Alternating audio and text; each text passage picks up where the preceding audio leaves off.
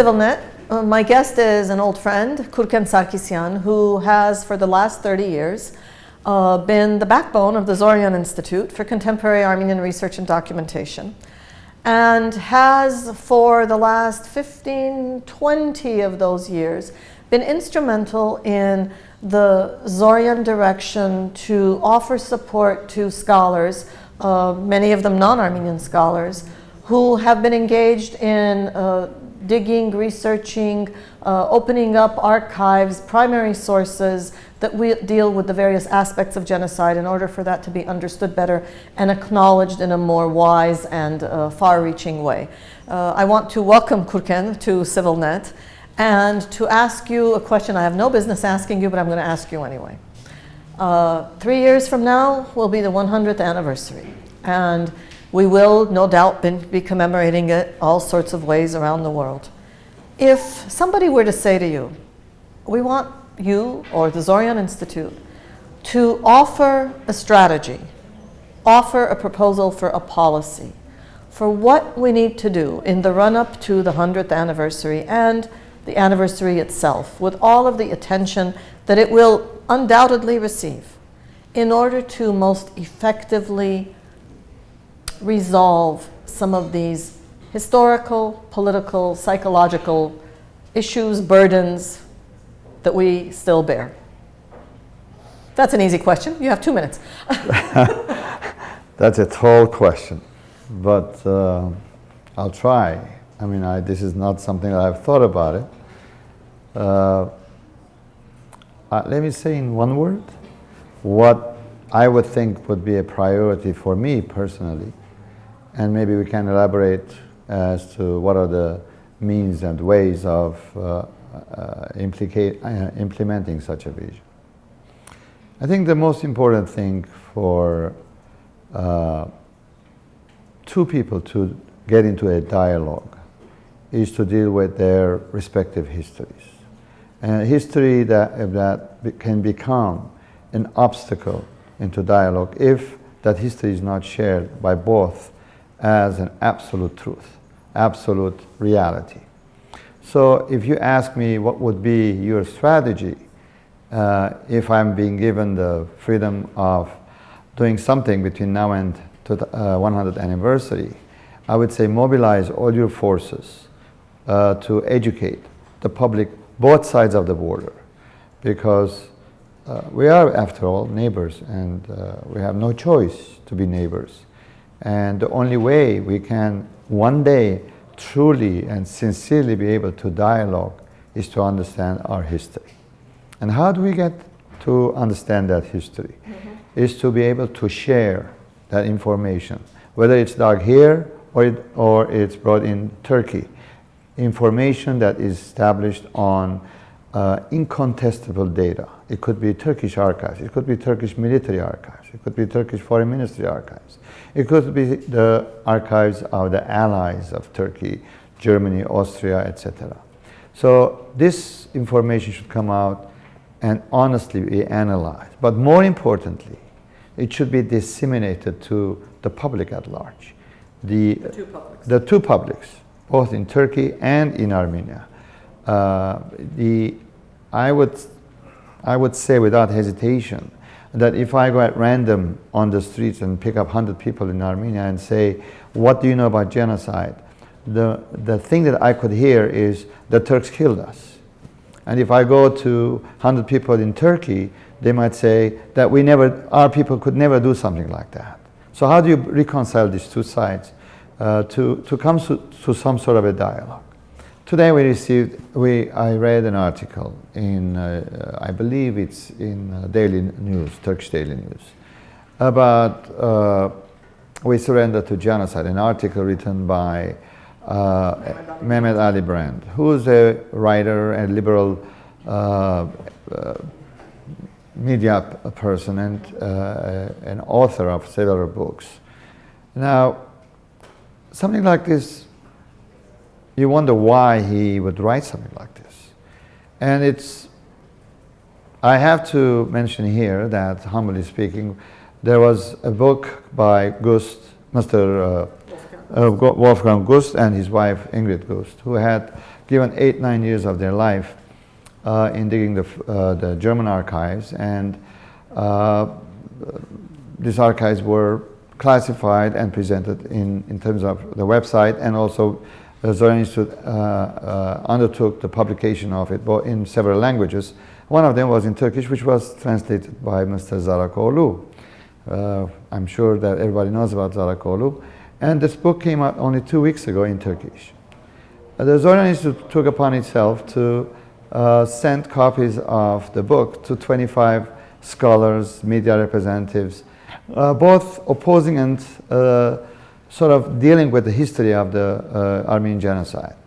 So here is an educational tool that gives the other side of, let's say, the border, people to understand in their own language through some resources that they can trust, they can rely on.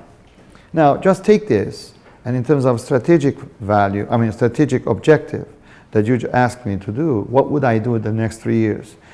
I would bring sources, resources, historical resources in Turkish and English on all levels, not only to the targeted to scholars and media, but targeted to high school kids, college kids, and make this available, and governments to get engaged into this, to ensure that the research is supported, the publication is supported, the dissemination is supported, through conferences, through seminars, through symposiums, even through the transmission through radio and television across the border. So people understand that there is no claims, there is no hatred, there is no, we are relying on actual documentation that is acceptable to both sides. And what we call, and what, for example, Mr. Taner Akçam had called once, that this is a common body of knowledge between the two nations. Or isn't. Or isn't. Or ought to be. Or ought to be. So this is what I would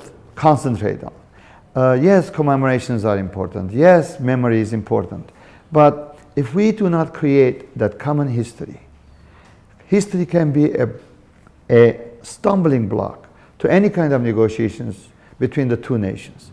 I mean, we've seen what happened. You know, we tried other means, the protocol, etc. I'm not going into the political side of it, but we got to start with a fresh start, fresh page, a clean slate as to how we're going to do this. And the education is the only way. So you're saying that as important as the lobbying work that's gone on is, as important as government relations efforts are, that at the base, we need to educate all the publics involved, both the publics and Both the international.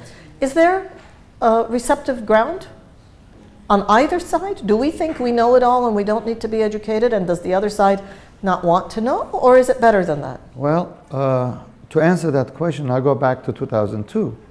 Before 2002, before AKP party came into power in Turkey, there was no discussion about genocide. There was a taboo. It's one of the 5 taboos in Turkey, but nobody could have dared to speak anything about Armenian genocide. Well, credit to the new government of Turkey. They opened up. They tried to adopt the norms, the European norms, in their attempt to enter into the European Union. So that opened up the opportunity for changes into certain laws, certain attitudes, complying with certain requirements of European Union, and eventually it led to a conference on Armenian genocide. Nobody could have imagined that. And in Turkey, above all in Istanbul. So yes, if we have the tools, if you have resources that we can make available, and the interesting part was that the public had the thirst of this information. The public was demanding, the Turkish civil society was demanding this information. Let me ask a painful question. Is my impression right that today the scholars engaged in this work, able to be engaged in this work, are mostly non-Armenian, that there are more non-Armenians out there engaged in this genocide documentation, recognition, education process than Armenians? Unfortunately, you put your finger on a very painful wound. I have to say both in diaspora and in Armenia, have not paid enough attention to create the forums and the means and the financial resources to support those scholars that they choose to go and study the Turkish or Armenian history and to study contemporary history, starting from 1875, the Tanzimat, to all the way to the Republic. And several scholars that have gone into history or have chosen to do this in this field, they've ended up working in other fields, ended up in finding jobs, even non-scholarly related jobs. So this is very, very sad for us, and sad also both in Armenia and diaspora. And in contrary, there have been more Turkish students. We at Zoryan Institute, we have a university program. We had 9 Turkish students attended there with scholarship provided by Zoryan Institute. Out of that 9 students, 7 of them, they went into Armenian Genocide studies. They dealt with, in their either master's or in their PhD thesis, subjects dealing with Armenian Genocide.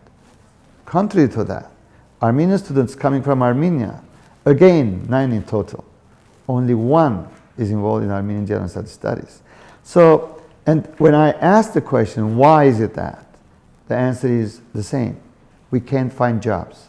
We can't find any place in diaspora or in Armenia that we can go and implement our knowledge or create our, as a result of our research, our publications, our books, our message. So this is the main issue here that I want to raise. It's clear.